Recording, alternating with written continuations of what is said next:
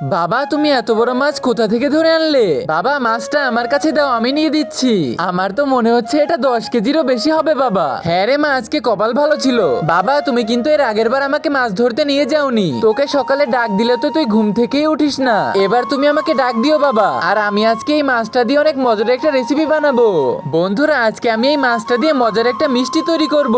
তার আগে তুমি যদি দই খেয়ে থাকো তাহলে একটা লাইক করে দাও, আর মিষ্টি খেয়ে থাকলে একটা সাবস্ক্রাইব করে দাও, এবং কে কোনটা খেতে ভালোবাসো তা কমেন্ট করে জানাও। বন্ধুরা তোমরা দেখেছো আমি একটা মাছ দিয়ে কত রকমের রেসিপি বানাচ্ছি।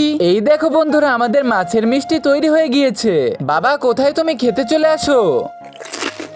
কি বাবা মাছের রসগোল্লাটা কেমন লাগলো? দারুণ হয়েছে রে মা, আজকে একদম পেট ভরে খাবো।